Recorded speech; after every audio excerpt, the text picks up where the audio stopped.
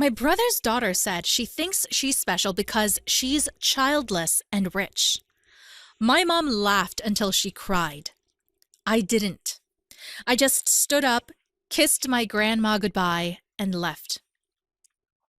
The next morning, every college account I funded was at zero. My name's Janet. I'm from San Diego, and I make more money in a quarter than most of my family does in 5 years. I don't say that to brag. I say it because I know exactly how they see me. Not as generous, not as the one who bailed out my brother during his divorce, or the one who covered 3 semesters of my cousin's daughter's tuition when financial aid didn't come through. Not even as the one who quietly pays the property taxes on my mother's house every year. No, they see me as the one who thinks she's better than them. Because I don't have kids. Because I live in a glassy high-rise with a view of the bay. Because I don't ask them for anything. They don't say it to my face, not usually, but they think it. And last Saturday, one of them finally said it out loud. It was my grandmother's 90th birthday. The whole family was packed into her backyard in Sacramento.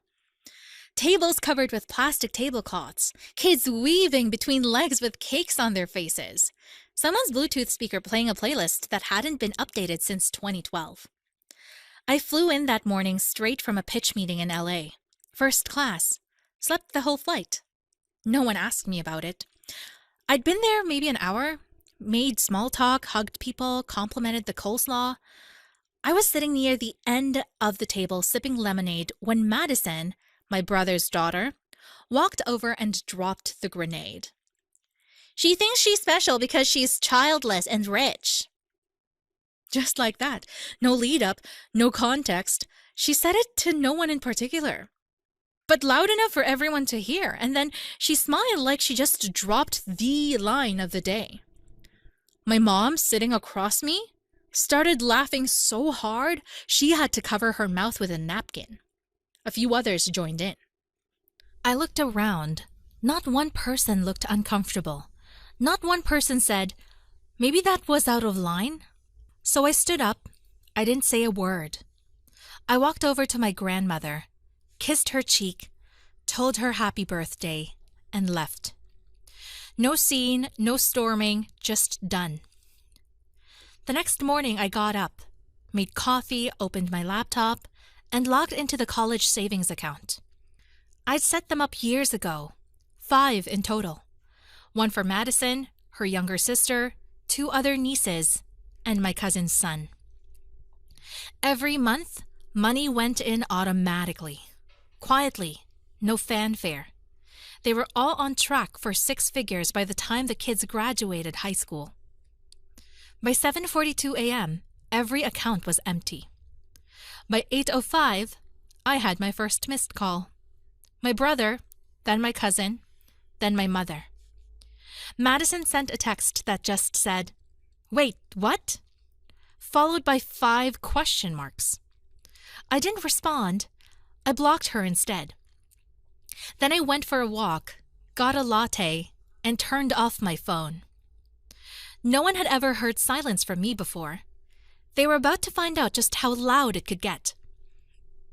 By Monday, my mother had left 4 voicemails, each one more frantic than the last. I didn't listen to any of them. I watched them transcribe on my screen like a slow-moving car crash. "What happened to the college accounts, Janet? Call me back. Are you okay? You left Grandma's early and now the money's gone. This is about Madison's joke, isn't it? Don't be ridiculous. You can't just punish the kids, Janet. That's low, even for you." Even for me, that one stuck. Like I was the one who'd made things personal. I spent that afternoon on my balcony, phone off, glass of wine in hand.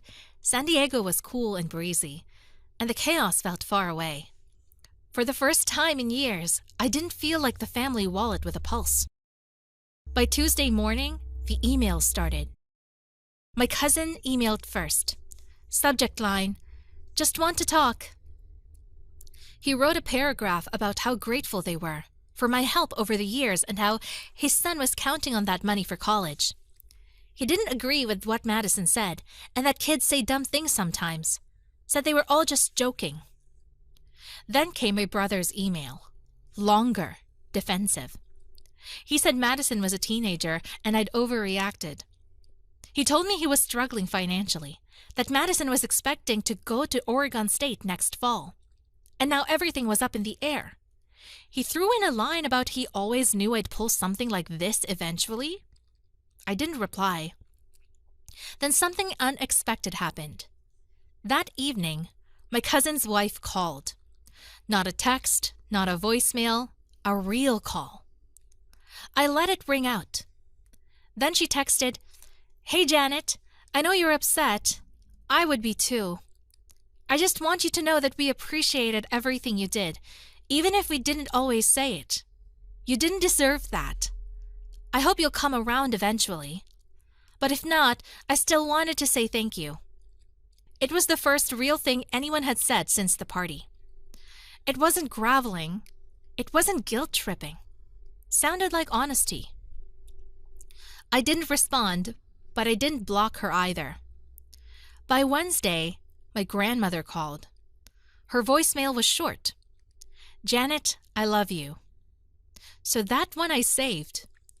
Meanwhile, my brother started getting more desperate. He sent screenshots from Madison's college portal. He listed the tuition deadlines. He even asked if we could have a mature conversation. I couldn't help but laugh at that one, because here's one thing. Until now, I wasn't angry. I was done. That's different. But suddenly, with the money gone, everyone remembered who I was. Not just the one with the cash, the one they counted on. The one who never asked for thanks. The one who flew in, smiled politely, and never made a scene. That version of me didn't exist anymore, and that they were just starting to realize it. By Thursday, I started getting messages that weren't really apologies, just dressed-up excuses pretending to be ones. That's the family way. Never say sorry without padding it in blame. My mom finally texted, "Your brother's a mess. Madison's crying. You know how teenagers are. This is all just a misunderstanding." A misunderstanding? As if her laugh wasn't the loudest one. As if it was just some harmless comment and I'd somehow misinterpreted it, being mocked in front of 3 generations. Then she added, "Let's not let one comment ruin years of family." I didn't answer. What I wanted to say was, years of what? Years of me showing up quietly, helping, swallowing every backhanded comment like it was part of the family ritual? Instead, I let her sit with the silence. That afternoon, Madison sent me a voice note. She didn't even write it out, just recorded herself crying. I didn't press play. I blocked her on email next. Then came something I wasn't expecting. My Uncle Gary called. We'd never been close, and he's the kind of guy who says grace at dinner with one hand while texting on his phone with the other. He left a voicemail too. Said he'd heard what happened and that he'd never been comfortable with how the family talked about me behind my back. Said he always told his kids I was the one they should be looking up to.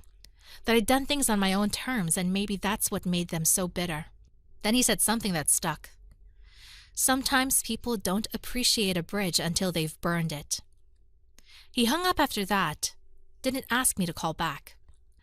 I played that voicemail 3 times. Not because I believed him entirely.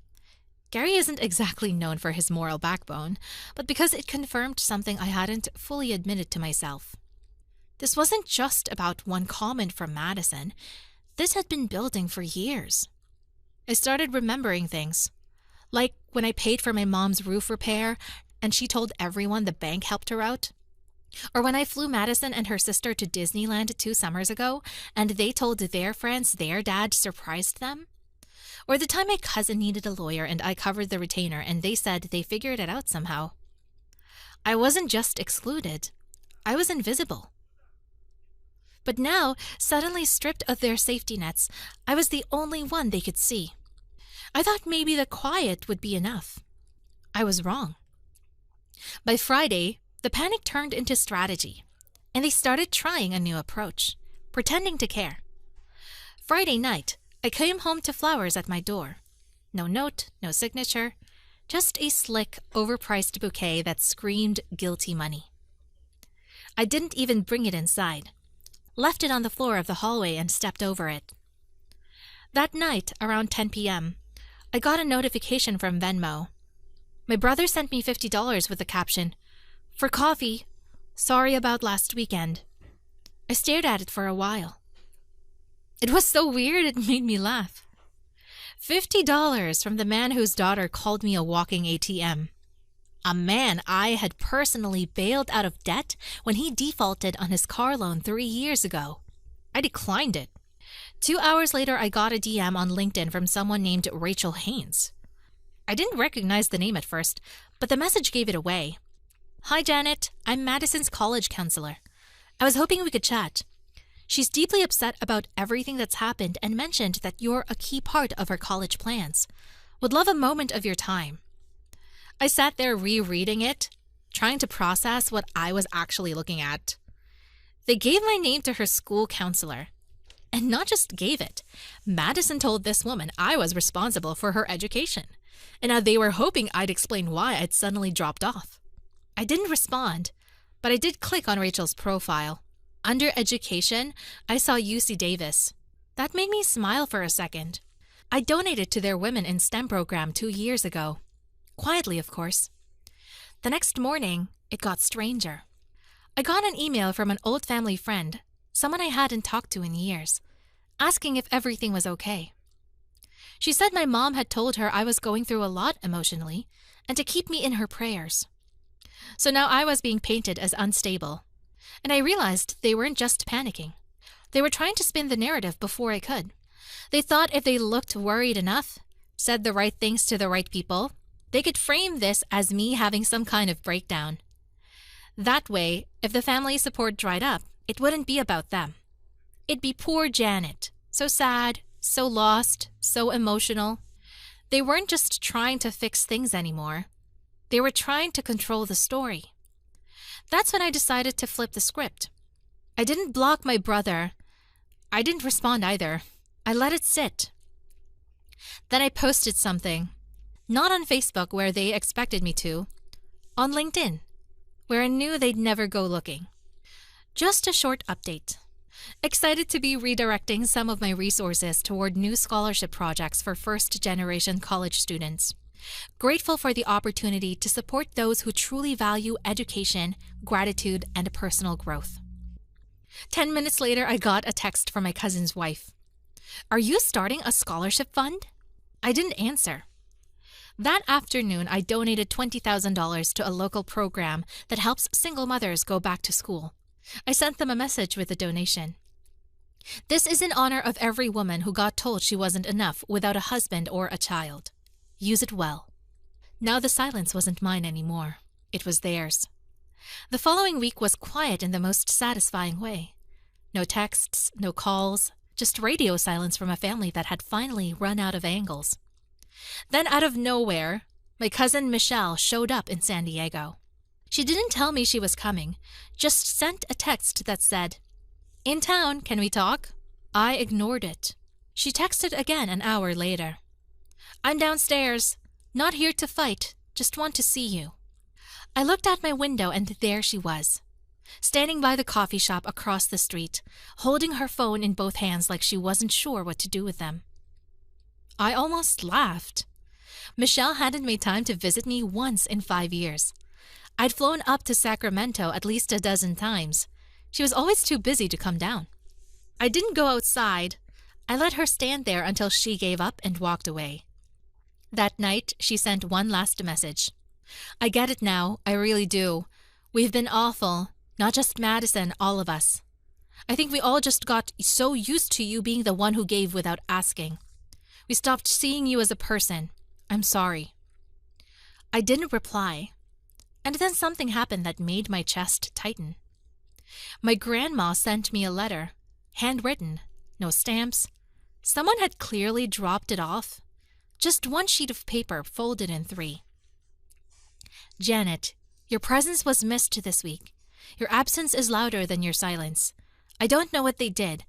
I know what they're capable of, and I know what you've given to this family. I also know what it's like to be the strong one who finally says enough. I love you and I understand. Grandma. I didn't cry. I didn't even feel sad. I just folded it back up and placed it in the drawer with the other things I've saved over the years that no one knows I've kept. 3 days later, I got an email from the local women's college I donated to.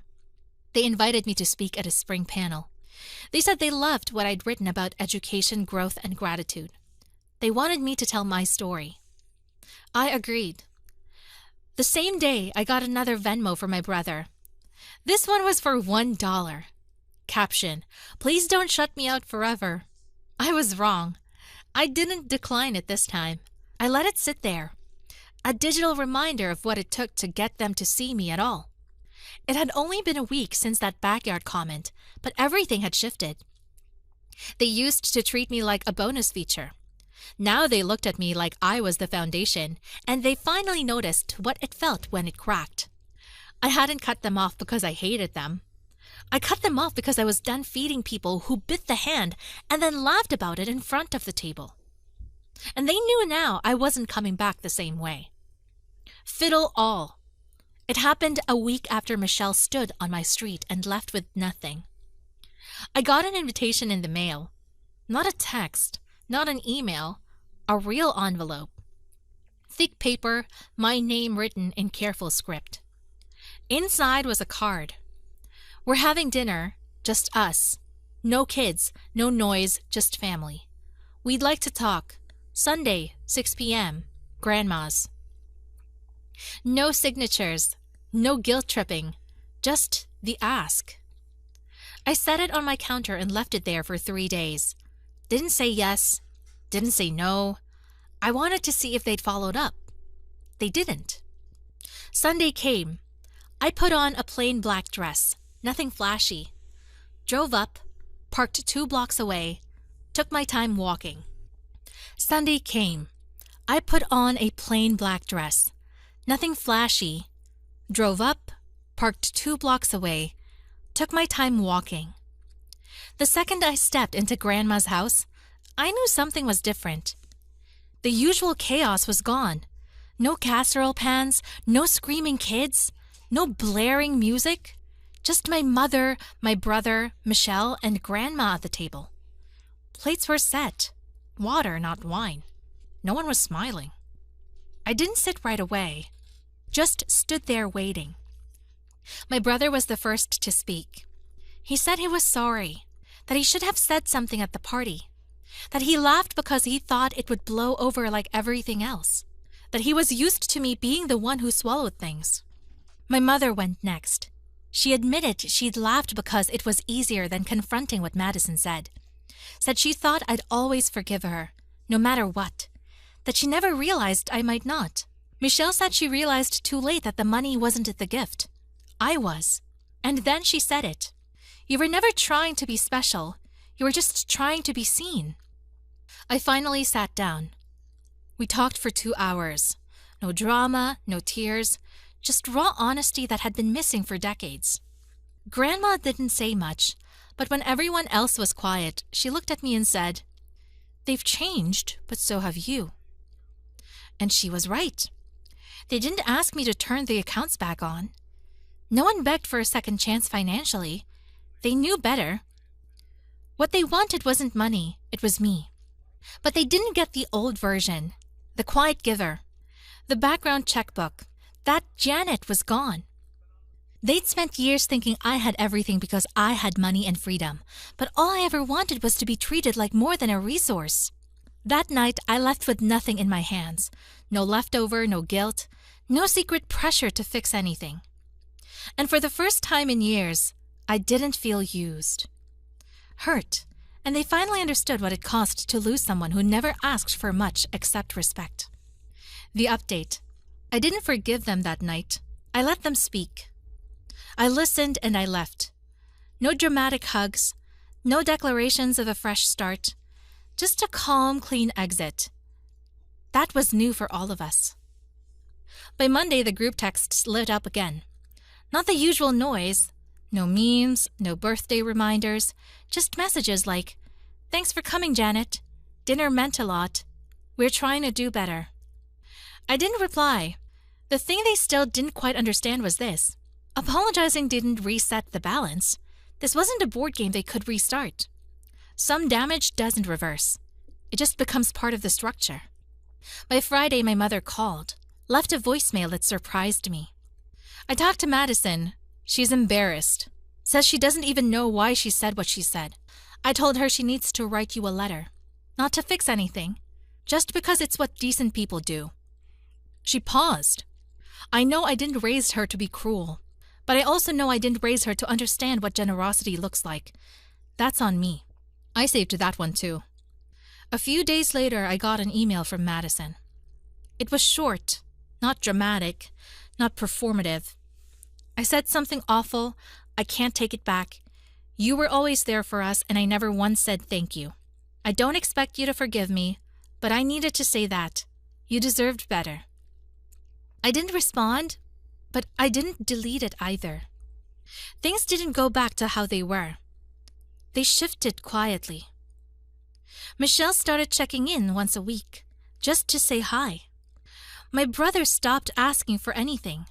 My mom mentioned she'd started volunteering at a women's shelter. Said she realized she needed to spend more time giving to people who didn't expect it. I kept my distance. I'd grown colder. Not cruel, just clear. I didn't fund the accounts again. I didn't start visiting more often. I didn't offer money. What I did offer was presence, when I chose to. And slowly, they began treating it like something valuable. Not assumed, not owed, earned. They'd learned that I didn't shut them out because I was angry. I shut them out because I finally realized that the only way they'd ever value me was if they had to live without me first. And now they knew what it's like.